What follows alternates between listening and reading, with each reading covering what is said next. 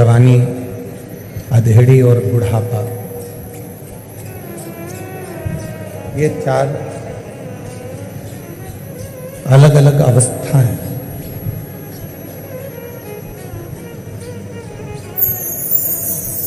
और इन अवस्थाओं में हम कितना भगवान का भजन करें हैं, हम कितना मंत्र जाप करें हैं, हम कितना स्मरण करें हैं, हम कितना कीर्तन करें हैं। शिव महापुराण में एक बात और अच्छी बताई कि मान लो हम यदि भगवत नाम कीर्तन ना कर पाए, हम भगवत भजन ना कर पाए, हम स्मरण ना कर पाए, हम मंत्र जाप ना कर पाए, तो उस परमात्मा की चौखट पर जाने के लिए फिर हम कौन सा ऐसा अपनी जिंदगी का कर्म करते रहें जिससे उस परमात्मा के सामने हम जा सकें, उस परमात्मा के सामने हम पहुंच सकें। शिव पुराण की कथा कहती है, भगवान शंकर का चरित्र कहता है, शिव तत्व कहता है। किसको दान कर रहे हैं?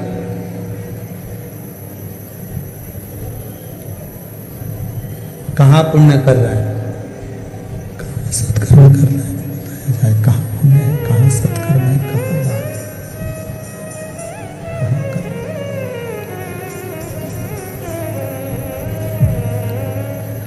तो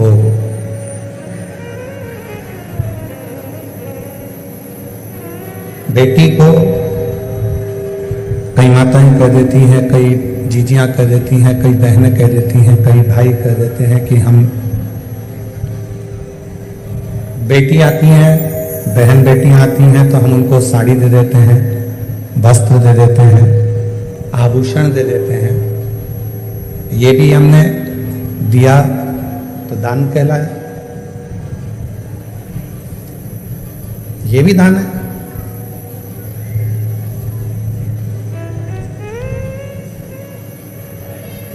थोड़ा सावधानी से सुनिएगा कथा को। तुम्हारी बहन आ रही है, तुम्हारी बेटी आ रही है और उसको तुम कुछ दे रहे हो, वो दान नहीं कहलाएगा, वो उसका हक कहलाएगा। ऐसे नहीं दोगे तो दूसरी तरह से नहीं होता है, उसको दान नहीं कहेंगे। बहन को कल साड़ी दिला दी तो तुमने सोचा कि मैंने उसको साड़ी दिला दी है, तो तुमने सोचा कि मैंने उसको,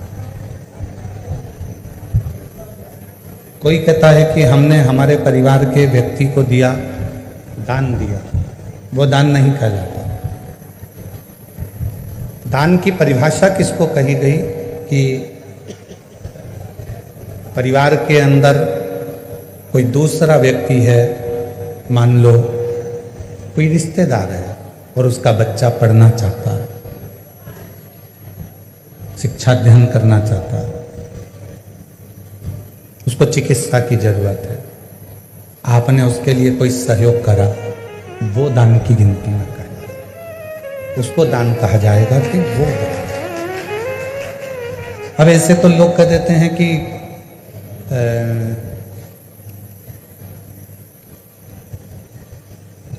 कितना सुंदर कहा है कि यदि हम किसी व्रत का उद्यापन करते हैं, हम किसी व्रत का यदि उद्यापन कर रहे हैं और उद्यापन यदि हम कर रहे हैं तो उद्यापन करने में भी पहला प्रयास होना चाहिए कि बाहर की जो माताएं हैं, बाहर के जो जोड़े हैं, बाहर के जो लोग हैं, उद्यापन में पहले उनको गिना जाए। और हम क्या करते हैं, अपने घर में ही उद्यापन करना है, घर की तो देवरानी जेठानी इतनी सारी हैं, वैसे भी तो बुलाना ही पड़ेगा, तो वैसे की जगह ऐसे बुला लो, गिनती की गिनती हो जाएगी और उद्यापन का उद्यापन हो जाएगा। मतलब तुम्हें काम निपटाना है, तुम्हें उस अध्यापन का फल प्राप्त नहीं करना, तुम्हें उस अध्यापन का फल नहीं चाहिए, तुम्हें केवल काम को निपटाना है, केवल काम निपटाना नहीं भाई।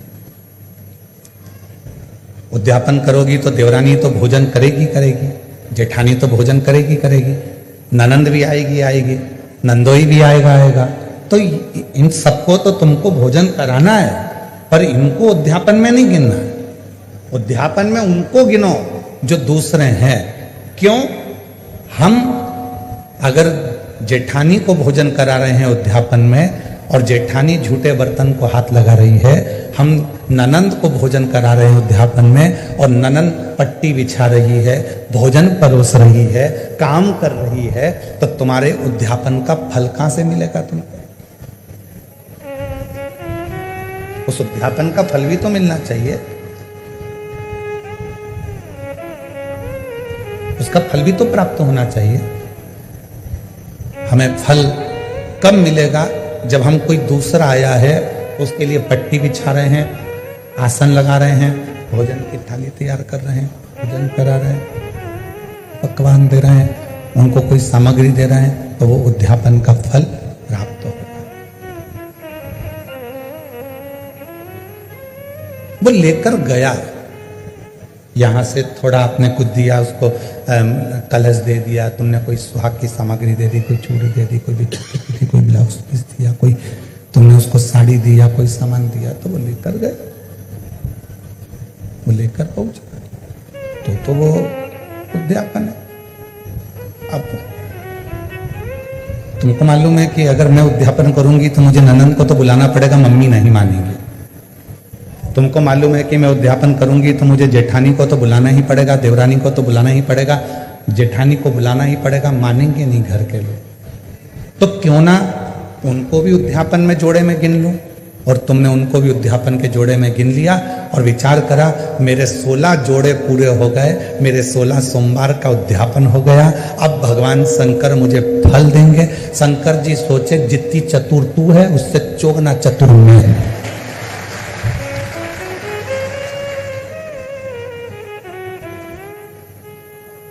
कर वापिस उद्यापन, फिर वापिस कर 16 सोमवार, वापिस 16 सोमवार, वापिस उद्यापन कर, वापिस व्रत कर, वापिस कर। पशुपति व्रत किस किसने करे? हाथ उठा दो। पशुपति व्रत जिस जिसने करे पशुपति व्रत को, पशुपति व्रत जिस जिसने भी करे हाथ उठाओ जरा। हाँ ठीक है, रखिए, प्रणाम।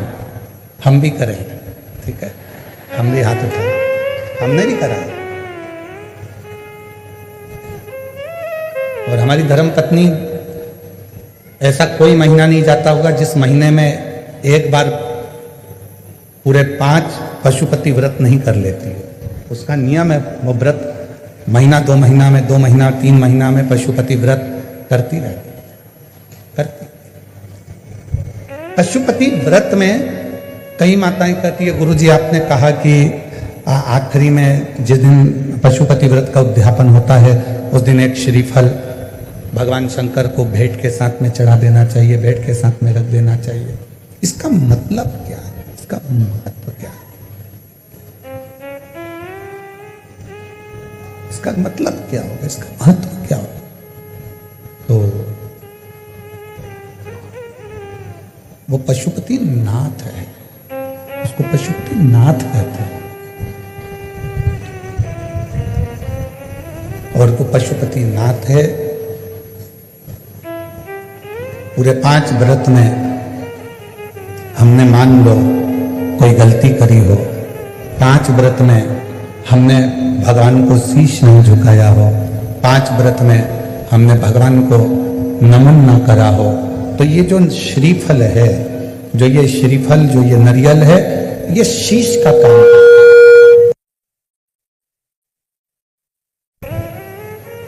ये नारियल शीश का काम करता है। हे प्रभु, हो सकता है कि मैंने अपना शीश आपके चरणों में नहीं नवाया, हो सकता है गलती हो सकता है मैंने गलती करी, मैं आपके चरणों में शीश, इसलिए मैंने ये शीश रूपी नारियल, मैंने ये अपना मस्तक, शंभो शंभो, मैंने अपना ये मस्तक, अपना ये शीश आपके चरणों को नमन करने के लिए दिया। ये जितना, कई लोग कहते हैं गुरुजी गुरुदेव, आप कहते हो कि पूर्व समय का हमारे कर्म का भोग हमको इस जन्म में आकर भोगना पड़ता है। हमारे पूर्व का कर्म का दंड हमको इस जन्म में भोगना पड़ता है। हाँ, भोगना तो पड़ता है।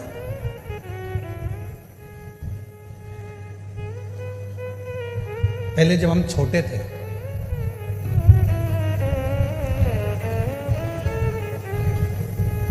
बहुत ज्यादा छोटे थे, तो नवरात्रि में कन्या भोजन करने जाती थी तो उनके साथ हम लंगूर भी जाते थे। और यहाँ पर कई जीजाउन बैठे होंगे, कई लड़के बैठे होंगे, वो भी बचपन में चले जाते। भले वो नहीं कह रहे तो क्या हुआ, पर हम तो कह रहे हैं ना, हमारी कथा तो हमको सुनाने में क्या दिक्कत। उनको शर्म आती होगी कि हमने क्या कन्या भोज में कन्या के साथ बैठकर भोजन कर, हमने तो किया। पर जिन जिन के यहाँ भोजन करने जाते थे वो आंटी इतनी चतुर होती थी ना,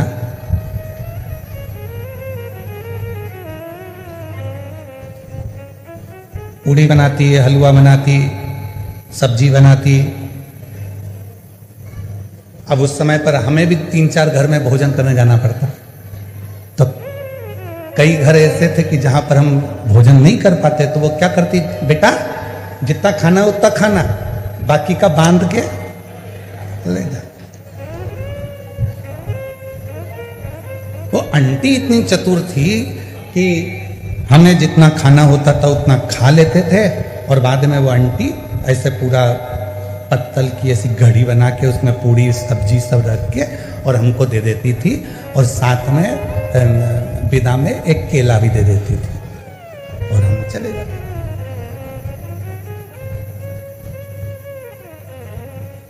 उस समय का देवी जी के समय पर जो हमने कन्या भोज में भोज करा और जो पत्तल लेकर आए, आज समझ में आता है कि उनके घर में हम पूरा नहीं खा सके तो उसने पत्तल में बांधकर दे दिया। उसी तरह ऊपर भी हमारा कर्म का दंड हम पूर्व जन्म का नहीं भोग सके तो उसने हमारे जन्म के साथ पत्तल में बांधकर अभी दे दिया। ये जितना संसार में आने के बाद हम भोग भोगते हैं, ये हमारे वहां पर नी निपटा के आए तो आज हमें भोगना पड़ता। कोई पूर्व का कर्म जो था वो हम नहीं भोग सके तो उसका थोड़ा सा भाग रह गया, और वो भाग आज हमको भोगना पड़ा।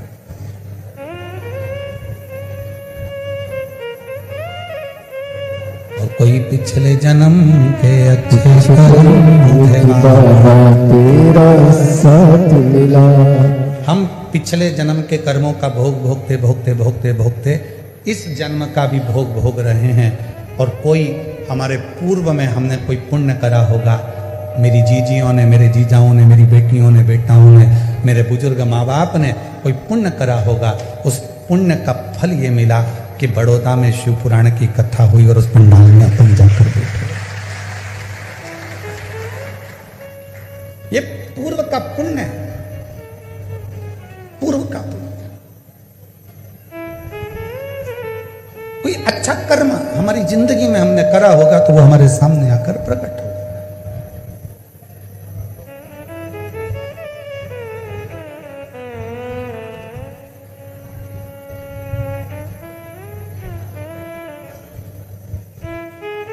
किसी ने पूछा, गुरुजी बहू कौन से कर्म से मिलती है? हमने कहा गाय को रोटी खिलाने से। अच्छा, हाँ, पूर्व जन्म में गाय तुम्हारे दरवाजे पर आती थी, तुम्हारे दरवाजे पर खड़ी रहती थी रोटी के लिए, तुम रोटी लाकर देती थी, वो खा लेती थी।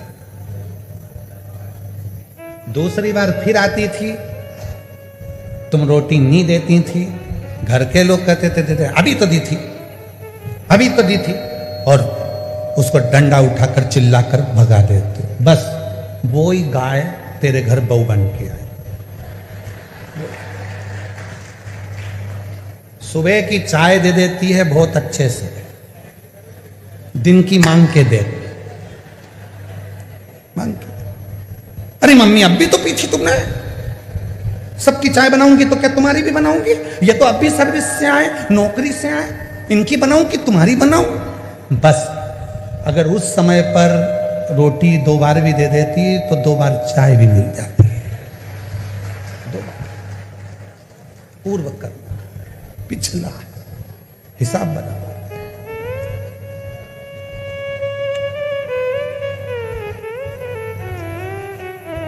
एक पुरानी कथा बहुत पहले हम श्रवण कराए थे, आज फिर स्मरण में आ गई कि एक राजा के लड़के की शादी हुई और राजा के लड़के की शादी हुई और घर में बहू आ गई। शयन कक्ष में बहू पहुंच गई सोने के लिए। बेटा सो रहा था, पत्नी ने उस राजा के लड़के की तलवार जो निकाली म्यान में से, म्यान इतनी सुंदर है, इतनी सुंदर म्यान, और म्यान में से जैसे उसने सोचा कि म्यान इतनी सुंदर है तो तलवार कितनी सुंदर होगी, जो तलवार निकाली और तलवार की चमक के कारण वो हाथ से छूट गई और राजा का बेटा जिससे उसकी शादी हुई थी वो मर गया। तलवार छूटते ही उसी के ऊपर गिरी और उसका गला कट गया, वो मर गया। उस बहू ने विचार करा कि मुझे मृत्यु दंड मिलेगा, राजा का इकलौता लड़का है। उसने उस राजा के लड़के को खींचा, तुलसी के क्यारे के पीछे ले जाकर उसको पटका और कक्ष में चली गई। सवेरे सवेरे मंदिर में पंडित जी पूजन करने आए और वो चिल्ला चिल्ला कर आवाज लगाने लगी, हाय मेरे पति को मार दिया इस पंडित ने, ये पंडित ने मेरे पति को मार दिया, चिल्ला चिल्ला कर आवाज। राजा के दूत आ गए, पंडित जी को पकड़ कर ले गए, अंतिम संस्कार किया बेटे का। अब दंड देने की बारी आई। राजा ने कहा कि अब इसको दंड सुनाना है, पर इस पंडित ने, इस ब्राह्मण ने मेरे घर के मंदिर की बहुत सेवा करी, इसने मेरे बेटे को क्यों मारा वो पता नहीं। पंडित जी हाथ जोड़कर बोले, महाराज मैंने आपके बेटे को नहीं मारा, मैं सत्य बोल रहा हूं, मेरी बात पर विश्वास तो करो। कोई नहीं सुना। आखिरी में राजा ने सोचा कि पंडित को मृत्यु दंड नहीं देंगे, जिस हाथ से पंडित ने मेरे बेटे को मारा है उसका हाथ काट दिया जाए। उसका हाथ काट दिया, एक हाथ का रह गया। अब पंडित जी ने मन में सोचा कि मैंने कौन सा पाप करा था ऐसा जो मेरा एक हाथ कट गया। गुरु के पास जाऊंगा, अपने गुरु जी से पूछूंगा कि मैंने पाप कौन सा करा। पंडित जी पहुंच गए अपने गुरु जी के पास में, और जो गए गुरु जी के पास में तो गुरु जी तो घर में नहीं थे, उनकी धर्म पत्नी थी। जैसे ही दरवाजा बजाया, गुरुजी गुरुजी गुरुजी, इतने में पत्नी दौड़ कर आई। कौन गुरुजी? ना जाने कहां से आ जाते हैं चिल्लाने के लिए। मेरे गुरुजी यहीं रहते थे। हाँ, कहीं पर पड़ा होगा तेरा गुरु, चल निकल यहां से। पत्नी चिल्ला कर दौड़ी। पंडित जी चले गए, फिर इंतजार करें मेरे गुरु आएंगे, और गुरुजी आए। दरवाजा बजाया, पत्नी कहीं गई थी, दरवाजा खोला गुरुजी ने। गुरुजी, हाँ बेटा तुम, ये तेरा हाथ कैसे कट गया? वही तो पूछने आया हूं गुरुजी कि मैंने कौन सा पाप करा था जो मेरा हाथ कट गया। मैंने तो राजा के लड़के को मारा भी नहीं और मुझे ये दंड मिल गया। पर गुरुजी मैं इस सब बात में पूछूंगा, पहले मेरा एक प्रश्न है उसका उत्तर दीजिए। गुरुजी ने पूछा, कौन सा प्रश्न? गुरुजी, मैं सुबह आया था, दरवाजा बजाया था,